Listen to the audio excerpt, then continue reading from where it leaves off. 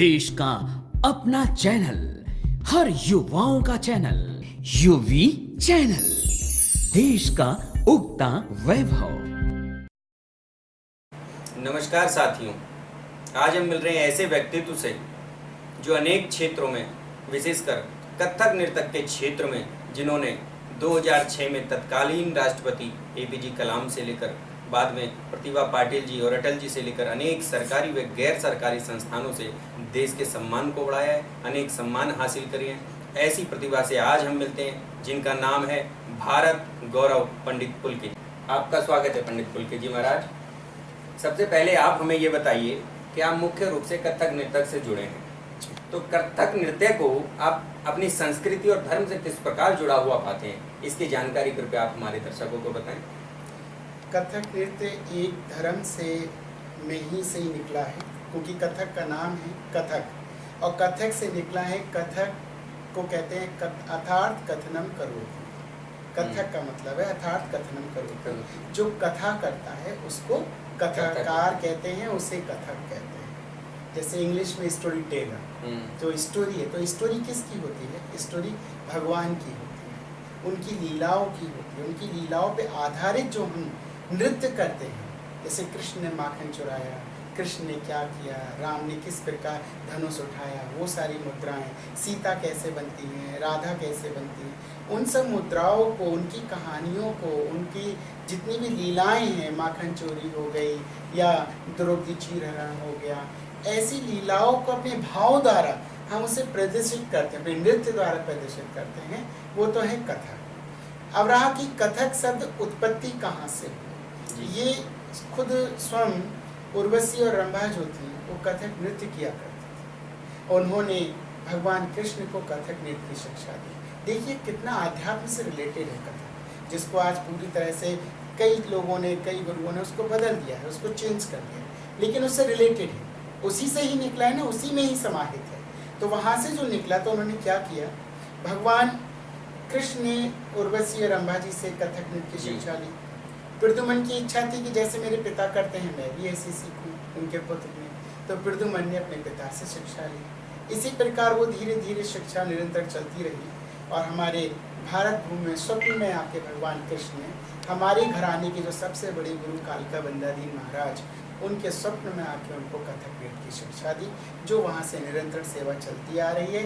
और महाराज जी के घराने के साथ साथ हम सब लोग आज उस घराने का मैं प्रतिबिंब हूँ और मैं उसकी सेवा कर रहा हूँ अपने नृत्य के माध्यम से। तो ये तो कथक है। दूसरी चीज़ बताना चाहूँगा, भगवान कृष्ण की कथक नृत्य के दो भाग, एक तांडव, एक लास। तांडव हो गया जब माँ सती हुई थी राजा दक्ष के यज्ञ में, तो भगवान शिव ने, जब उन्हें पता चला कि मेरी पत्नी ने आत्मदाह कर लिया है यज्ञ के, राजा दक्ष के यज्ञ में, तो उस समय जो पंच तत्व थे, ब्रह्मांड में भूचाल आ चुका था। तो जो पंच तत्वों से जो साउंड निकला था, नृत्य का साउंड जो निकला था, जिसका नाम तांडव पड़ा। कैसे पृथ्वी आकाश से कैसे साउंड निकला, और वो जो साउंड था, जो किस तरीके से पानी का झरना जो कल-कल करके धारा तहस नहस हो रही थी, कैसे वो भगवान शिव के डमरू की आवाज, और जो उन्होंने तांडव के, तो वहां से बोल निकले थे, प्रकृति के बोल। और वो क्या थे?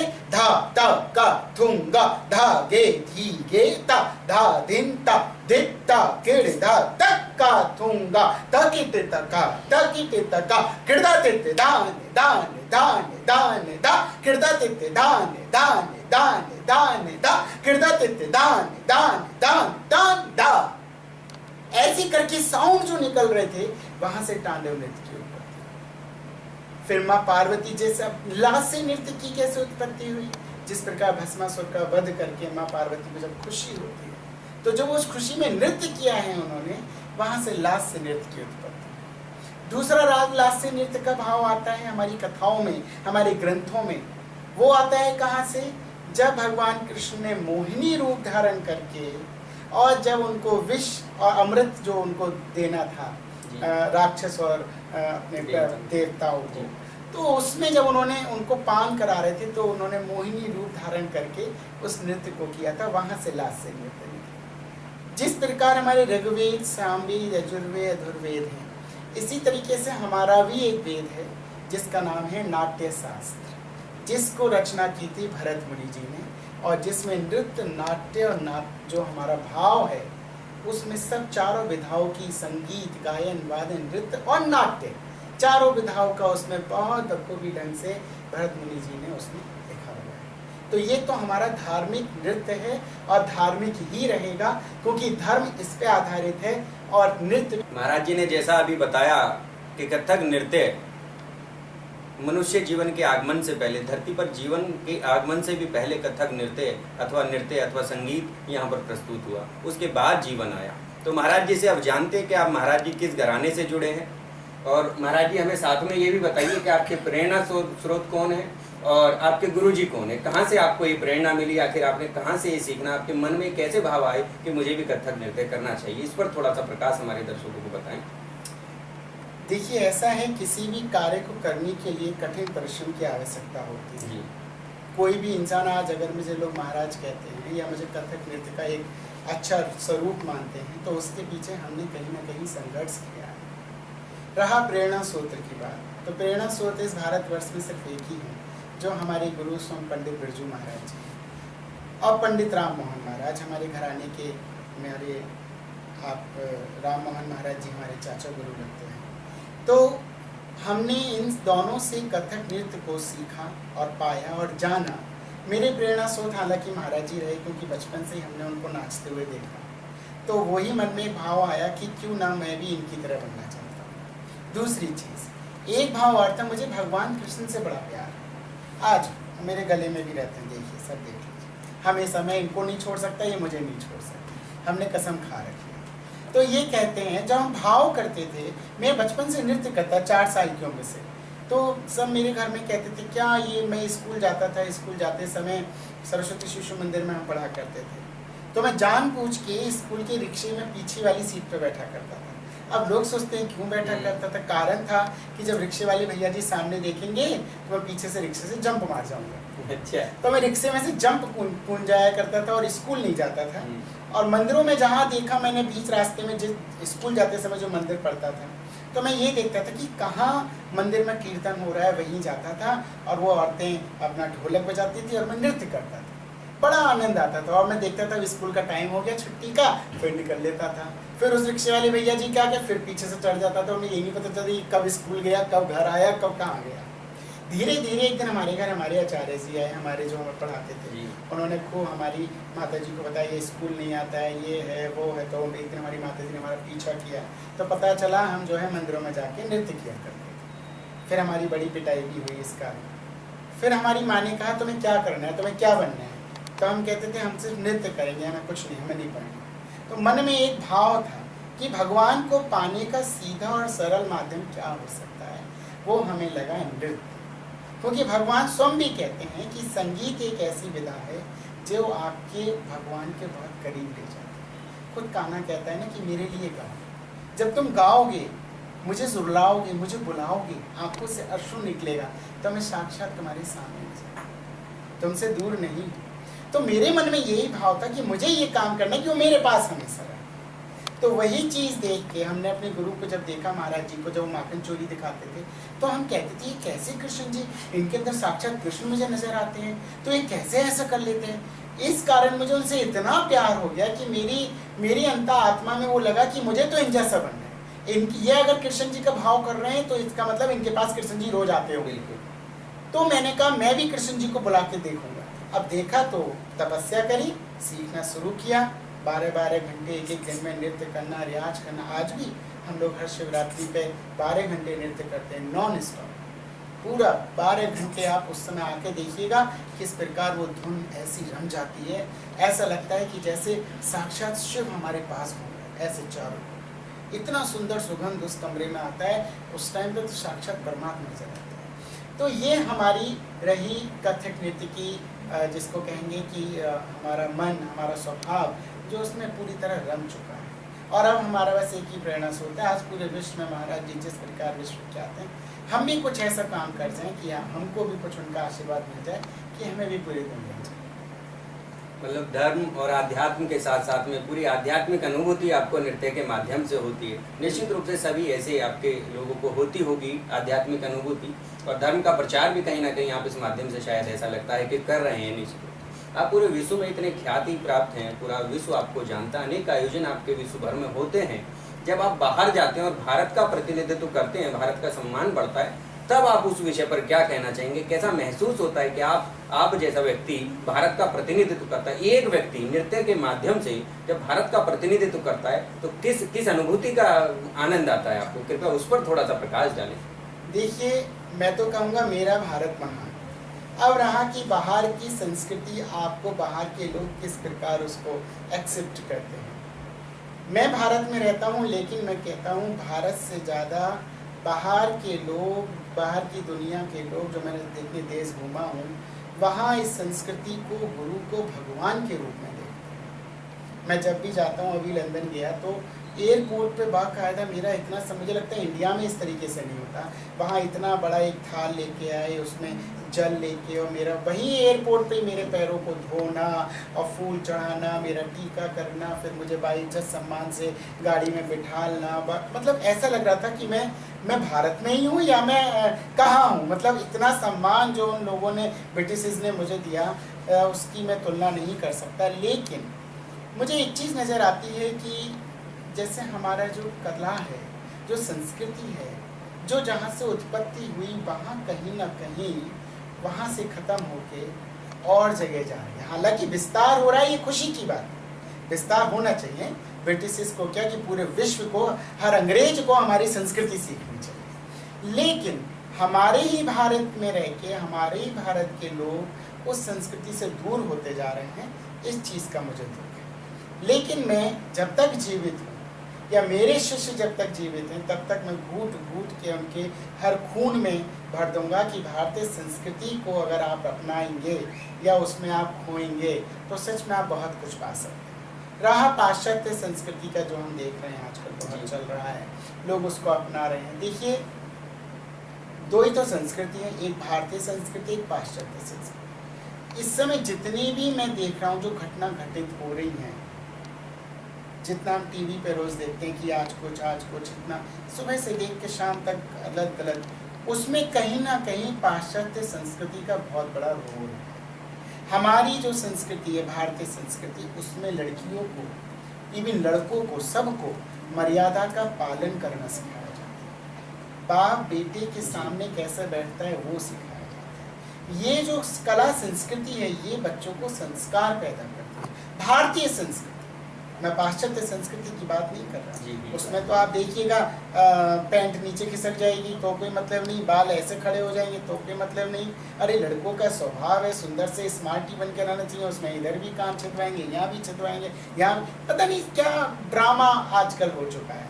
मैं ये कहता हूँ जो भारतीय संस्कृति में है वो कहीं कुछ नहीं हो सकता, क्योंकि उस भारतीय संस्कृति के माध्यम से आप भगवान से तो जुड़े रहते हैं, भगवान के साथ साथ आप समाज से भी बहुत अच्छी तरह जुड़े रहते हैं, और सामाजिक नीतियों को आप अपने जब जीवन में उतारते हैं तो आपकी बहुत अच्छे से जो रेल है वो बहुत अच्छे से पटरी पर चलती है। बहुत बढ़िया। कुल मिलाकर आपके कहने का भाव कि भारतीय संस्कृति को और हमारे कथक नृत्य को पूरा विश्व सम्मान दे रहा है, और देश के शीर्ष सत्ताधारियों को भी इस ओर थोड़ा यदि और वो ध्यान दे दें तो पूरे विश्व में भारत फिर से पुनः विश्व गुरु कहला सकता है कथक नृत्य के बल पर। बिल्कुल। तो महाराज जी, एक बात और मुझे बताइए, आप अभी हाल फिलहाल में कैलिफोर्निया भी शायद जा रहे हैं, मुझे अभी ऐसा ज्ञात हुआ था, तो किस तरह का कार्यक्रम है ये आपका जो जा रहे हैं आप कैलिफोर्निया में, इस पर थोड़ा सा प्रकाश डालें। देखिए, 26 को हम जा रहे हैं, वहाँ पे हमारी कई सारी कॉन्सर्ट्स हैं। सैन फ्रांसिस्को में है, सैन डिएगो में है, वॉशिंगटन में है, कई जगह ये कार्यक्रम है। इसमें हम क्या कर रहे हैं, एक तो कथक नृत्य के माध्यम से कुछ प्रस्तुतियाँ हैं, और साथ साथ हमारा एक डेमोन्स्ट्रेशन है कथक के ऊपर। और दूसरी चीज़ जो मुझे मुख्य रूप से जो सैन डिएगो में बुलाया गया है, आप देखिए मैं एक कथक गुरु हूँ जी, मैं भी बड़ा शौक हो जाता हूँ कि मुझे लोग किस किस रूप में जानते हैं। मुझे वहाँ भारतीय संस्कृति एवं धर्म के ऊपर उपदेश देने के लिए बुलाया गया। कहने को मैं नाचने वाला हूँ, मैं तो नृत्य करता हूँ, मैं क्या बोलूँगा, मेरा काम तो नृत्य करना है, लेकिन मेरी पहचान एक धर्म उपदेशक के नाम से भी हो रही है। मैं अपने आप को बहुत गौरव महसूस करता हूँ। उसके पीछे कहीं ना कहीं मेरे ऊपर संतों का आशीर्वाद है, क्योंकि मेरे अंदर अगर धर्म के बारे में या ज्ञान या सभी जितने भी हमारे वेद हैं उनका अगर मुझे ज्ञान हो रहा है, मैंने नहीं पढ़ा ना जाना ना मुझे कुछ पता, लेकिन मैं क्यों बोल पाता हूँ या कैसे समझा पाता हूँ, ये सिर्फ संतों की कृपा है, उस परमात्मा का आशीर्वाद है कि मैं अपनी संस्कृति को अपने धर्म के उपदेशक बन के मैं आज फॉरेन में जाकर अपने धर्म की प्रचार प्रसार की सेवा करता हूँ। आपने जैसा कहा था पहले कि आप हमारा जो कथक नृत्य है ये हमारे धर्म, अध्यात्म और हमारी सनातन संस्कृति से जुड़ा है, तो शायद इसी नाते आप कहीं ना कहीं धर्मगुरु होते हैं। और अंतिम प्रश्न मैं आपसे ये पूछना चाहूँगा कि अभी मुझे कुछ पता चला कि आप जो अपनी इस कला को है अपने माध्यम से अपने शिष्यों को, कुछ बच्चों के लिए आप बड़े स्तर पर प्रयास कर रहे हैं, उनको सिखा रहे हैं इस कला को। हालांकि सत्ताओं का, सिर्फ सत्ताओं का, सरकारों का इसमें योगदान यदि मिलता रहे तो हम इसको बहुत बड़े पैमाने पर कर सकते हैं, ये ऐसा मुझे ज्ञान हुआ आपके कुछ जानकारों से। अगर उनका प्रयास मिले, उनकी सहायता मिले तो आप इसको और बड़े पैमाने पर कर सकते हैं। पर इसके अतिरिक्त आज जो आप अपने स्तर पर कर रहे हैं, कृपया उस पर थोड़ा सा प्रकाश डालिएगा। आप बहुत अच्छी बात कह रहे किया है।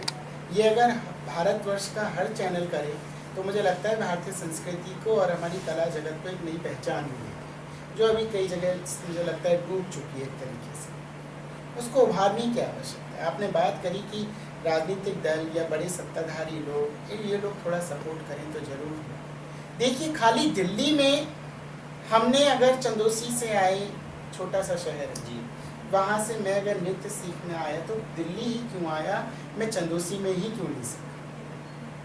या कोई भी बच्चा आजमगढ़ से आए या आसाम से आए या कहीं से भी आए, वो इतनी छोटे छोटे शहरों से जो निकल के बच्चे कलाकार लोग कला सीखने दिल्ली या लखनऊ की ओर जाते हैं, वो क्यों ना उन्हीं स्थानों पे कला संस्कृति को सीखें। मतलब कुल मिलाकर महानगरों के अतिरिक्त आज भी अभाव है इस तरह के सरकारी प्रयासों का। बहुत इतने सुंदर सुंदर बच्चों के अंदर, गरीब बच्चों के अंदर आप देखिए, मैं तो जाता हूँ, देखता हूँ, सुनता हूँ, उनको निकालने के लिए मैं बहुत अपनी तरफ से कोशिश करता हूँ। लेकिन अगर हमारे देश का प्रतिनिधि मंडल जो आज उच्च शीर्ष पे बैठे हैं, माननीय प्रधानमंत्री नरेंद्र मोदी जी से ही विनती करूँगा कि वो कृपया करके कला संस्कृति में जिस प्रकार वो देश की एकता और अखंडता का जो काम कर रहे हैं पूरे भारतवर्ष के अंदर, उसमें उनके जो कार्य चल रहे हैं उससे तो देश आगे बढ़ेगा, लेकिन देश को आगे अगर बढ़ाना है तो भारतीय संस्कृति को साथ लेके भी चलना पड़ेगा। अगर भारतीय संस्कृति को साथ लेके नहीं चलेंगे तो वो जो देश की संस्कृति है, जो देश की अखंडता है, वो कहीं ना कहीं डगमगाएगी। आज अगर हम अभी भी आप देखिए, मैं पाकिस्तान गया था पी चिदम्बरम जी के साथ, बड़ा अच्छा, जब प्रणब मुखर्जी थे उस टाइम में फाइनेंस मिनिस्टर थे, तो मुझे भारत सरकार ने कहा, मनमोहन सिंह जी ने, कि महाराज जी आपको वहाँ जाना है। कुछ उस समय गलत गतिविधियाँ चल रही थी, उस समय सरोजनी नगर में हम ले हुए थे, बम से धमाके हुए थे, तो बोले कि बड़ा रोज़ टीवी पे आपने सुना होगा पाकिस्तान से गलत संबंधों के बारे में आ रहा था। तो मुझे और उधर से फरीदा खानन जी, तो बोले कि आप वहाँ जाके नृत्य करें और हम चाहते हैं कि कला के माध्यम से दोनों देशों को जोड़ा जाए। तो अब कितनी बड़ी बात है कि कला एक ऐसा माध्यम है जो दोनों सरहदों को जोड़ता है। हम लोग अलग नहीं हैं, वहाँ भी हम जैसे ही लोग हैं, उनके भी दो हाथ, दो पैर, दो आँखें, सबके अंदर दिल है, हमारे अंदर भी वही दिल है। लेकिन हम भिन्न क्यों, या वो भिन्न क्यों, या उनकी सोच ऐसी क्यों है, उस सोच को सिर्फ और सिर्फ भारतीय संस्कृति ही बदल सकती है। फरीदा खानन जी को यहाँ बुलाया गया, हम वहाँ नृत्य करने गए, और कैन यू बिलीव इट, आप कहेंगे आपने क्या दिखाया है महाराज जी, हमने वहाँ यो दिखाया जो यहाँ पे हो चुका था। हमने भी बम धमाके से, जिस प्रकार सरोजनी नगर धमाके करे, हमने नृत्य की ऐसी कोरियोग्राफी की थी कि वहीं पे मार्केट टाइप दिखाया स्टेज पे और धमाके करे, और उसके बाद हमने मैसेज दिया कि आतंकवाद न पाकिस्तान का है न हिंदुस्तान का है, यह आतंकवाद हम सब के लिए नुकसान पहुँचा है। क्या पाकिस्तान में हमला नहीं हुआ, कितने बेजवान बच्चों को मारा गया, क्या उनसे हम लोग सबक नहीं ले सकते? मेरा यही कहना है कि राजनीति, जितने भी राजनीतिक जो बड़े दल हैं, कि भारतीय संस्कृति को इतना प्रमोट करें, इतना मजबूत बनाएं कि हमारे भारत की एकता, अखंडता और मजबूत हो। आज मैं कार्य कर रहा हूँ, मैं एक अनाथ आश्रम भी चलाता हूँ, मेरे पास 250 बच्चे मुफ्त में शिक्षा लेते हैं, गायन वादन नृत्य में मुफ्त शिक्षा देता हूँ, जिसमें मेरे पास 35 बच्चे ऐसे हैं जो और डिसेबल्ड हैं, जो देख नहीं अच्छा सकते, जी। सुन नहीं सकते, बोल नहीं सकते, वो नृत्य करते हैं। 18 बच्चे ऐसे हैं मेरे पास जो कुछ रोगियों के हैं, जिनको बीमारियां हैं, जिनको लोग छूना पसंद नहीं करते, लेकिन मैं उनको छू के नृत्य सिखाता हूँ और उनको ऐसा बनाया है मैंने कि तुमको कोई घृणा नहीं करेगा। और आज वो बिल्कुल फिट है, उनका मेडिकल ट्रीटमेंट भी चलता है, उनको योग्य, उनकी पढ़ाई भी चल रही है। 65 बच्चे मेरे पास अनाथ हैं, जिन्होंने कभी माँ बाप को देखा ही नहीं, कभी सुना ही नहीं, लेकिन वो जब मुझे मेरे से बात करते हैं तो मुझे मतलब बाबा बाबा कह के बुलाते हैं मुझे। मैं इतनी खुशी होती है कि मैं इतनी कम उम्र में मैंने आज मैं जो भी हूँ, मुझे लगता है मैं उन बच्चों की दुआओं से मैं आज इस मुकाम पर पहुँचा हूँ। उसके पीछे कहीं ना कहीं परमात्मा का मेरे साथ है, और जिसका नाथ होता है उसको कभी अनाथ नहीं होता। हमने बहुत संघर्षों से इस कला को सीखा। जब हम दिल्ली में आए तो हमने देखा कि हमारे आसपास कोई नहीं था। हमारे खुद माता पिता ने हमसे मुंह मोड़ लिया। उन्होंने कहा कि तुम इस नृत्य को सीख रहे हो तो हमारे लिए आज से तुम मर गए, तुम्हारे लिए हम मर गए, ऐसा संकल्प उन्होंने ले लिया। जब हमने नृत्य को सीख लिया तो हमें जब भारत गौरव राष्ट्रपति जी से मिला तो हमारे घर में निमंत्रण पत्र गया खुद राष्ट्रपति भवन से, तो हमारी पिताजी को खुशी हुई। ये बात मैं आपको बता रहा हूँ, आप देखिए 92 में मैं दिल्ली में था और 2006 में मुझे सम्मान मिला। तो 92 से लेके 2006 तक मैंने अपने माता पिता को नहीं देखा। मैं कब बड़ा हो गया, कब मेरी विचारधारा बदल गई। 3 महीने महाराज जी अमेरिका चले गए थे, तो वो 3 महीने हमने पुरानी दिल्ली रेलवे स्टेशन पर भीख मांग के खाना खा के, हम शीशगंज गुरुद्वारा है वहाँ लंगर खा के रहते थे और वहीं स्टेशन पे कोने में सोया करते। तब मेरी उम्र कुल 7 वर्ष की थी। तो इतना संघर्ष किया है, उस संघर्ष के माध्यम से आज जो मैंने मुकाम पाया है, शायद मेरे मन में वही एक गणना रही, एक सोच रही कि जो संघर्ष मैंने अपने जीवन में किया वो छोटे छोटे शहरों के बच्चे माने, उनको आसानी से कला सीखने का मौका मिले और इस कला के माध्यम से वो दिल्ली ही नहीं जहाँ जहाँ रहते हैं वहाँ सीख के वहीं पे उन बच्चों की इस कला की सेवा करें, ताकि हमारी कला संस्कृति और प्रमोट हो सके और उसका विश्व व्याख्यान हो सके। तो महाराज जी, आपके कहने का तात्पर्य कि जो दूर दराज के क्षेत्र होते हैं, महानगरों के अतिरिक्त जहाँ गांवों में भारत बसता है, हम कहते हैं पूरे देश के अंदर के गांवों में भारत बसता है, वहाँ अगर संसाधन उपलब्ध हो जाएं तो ऐसे दृढ़ निश्चयी लोग जैसे कि बहुत कम होते हैं। आपने तो इतना दृढ़ निश्चय दिखाया कि आप महानगर में आ गए और 14 वर्ष माता पिता से दूर रहे और उनका जो तड़प होती है माता पिता की, उसको सहते हुए भी आपने अनेक संघर्षों को सहा। और जैसे बताया आपने गुरुद्वारे का लंगर का किस्सा, इन सारे संघर्षों को सहते हुए आपने तो ये प्रयास कर लिए। तो आपके कहने का तात्पर्य ऐसी बहुत सारी कलाएं होती होंगी जो ये सब संघर्ष नहीं सह पाती होंगी और असमय मर जाती होंगी, दब जाती होंगी। तो आपका कहने का मतलब अगर सरकारी स्तर पर बड़े पैमाने पर प्रयास किए जाए तो हम पूरे विश्व को एक सूत्र में बांध सकते हैं, मानवता को एक सूत्र में बांध सकते हैं, और वो भी केवल नृत्य के आधार पर, कथक नृत्य के आधार पर, अपनी संस्कृति के माध्यम से। खाली कथक नृत्य की ही बात नहीं है, इसमें भरतनाट्यम है, कुचिपुड़ी, हमारे 7 शास्त्रीय नृत्य हैं जी। और आप देखिए 3 ऐसे नृत्य हैं जिनको संविधान में मान्यता मिली हुई है, जिसमें कथक और भरतनाट्यम और ओडिसी नृत्य है, जिनको संविधान में 47 में इसको मान्यता मिली गई थी। तो कथक नृत्य की नहीं, मैं संगीत की बात, गायन वादन एवं नृत्य तीनों को मिला के संगीत बनता है। इन तीनों विधाओं को प्रमोट करना चाहिए जी। तीनों संस्कृति हमारी सारे छोटे छोटे कस्बों में जाए। बड़े सुंदर सुंदर कलाकार हैं। आप कभी, मैं चाहूँगा आपका चैनल मेरे साथ चले और देखिए उन कलाओं को, आप हैरान हो जाएंगे। वो लोग टीवी से देख के इतना सुंदर कैच कर लेते हैं, उनको मार्गदर्शन की आवश्यकता है। मैंने कई बार यूपी सरकार की सीएम से बात करी, वहाँ की विधायिकाएं हैं उनसे बात करी, छोटे छोटे शहरों की, कि आप कुछ फंड निकालिए, छोटा सा इंस्टीट्यूट खोलिए, छोटी एकेडमी के लिए जगह दीजिए, ताकि मैं दिल्ली से कलाकार भेजूंगा, वो यहाँ पे सिखाएंगे, यहाँ के बच्चे उभरेंगे, उनको दूर नहीं आना पड़ेगा। लेकिन कोई सोच ही नहीं है। हाँ जी जी महाराज जी, अरे बस 2-4 दिन 6 दिन में हो, अरे 1 महीने के अंदर आपको कर, फिर फ़ोन करो तो फ़ोन ही नहीं उठता है। तो जब हमारे देश के बड़े नेता लोग बड़े स्तर पे जो बैठे, जब तक वो अपनी आंखें नहीं खोलेंगे, यही सारी वही ऐसी परंपराएं हैं जो देश को एक ऊंचे शिखर पे ले जा सकती है। एक तो वो जो AK-47 लेके सीमा पे खड़े हुए हैं, अपने भारत की रक्षा कर रहे हैं, एक वो नौजवान, और एक वो नौजवान भारत का जो अपनी कला संस्कृति के माध्यम से देश की संस्कृति की रक्षा कर रहा है। यही 2 लोग ऐसे हैं जो देश की पहचान बने हुए हैं। और इन्हीं दोनों की तरफ ध्यान अगर महाराज जी का कहने का तात्पर्य कि कला के माध्यम से पूरे विश्व को एक सूत्र में पिरोया जा सकता है, और कला ही एक ऐसी चीज है जो धर्म की सीमाओं से, मजहब की सीमाओं से बहुत ऊपर की चीज है। दो पंक्तियां महाराज जी मैं इस पर कहता हूँ, एक दोहा मुझे याद आता है, जैसा महाराज जी की पूरी सार का, इस पूरी वार्ता का मर्म है कि अनहद अनहद धारा नृत्य की पीते सच्चे संत, अनहद धारा नृत्य की पीते सच्चे संत, और जो इसके आदि बने उनका ना हो अंत। क्या बात है, कहने वाह। का तात्पर्य जो नृत्य एक बार नृत्य के क्षेत्र में आ गया, किसी भी कला के क्षेत्र में आ गया, संगीत के क्षेत्र में आ गया, वो मरकर भी अमर हो जाता है। इस मानव शरीर के अंदर भी वो अमर हो जाता है। इसी के साथ अपनी वाणी को मैं यहाँ विराम देता हूँ। मैं भुवनेश सिंगल, कैमरामैन तपस्चंद दास के साथ यूके चैनल।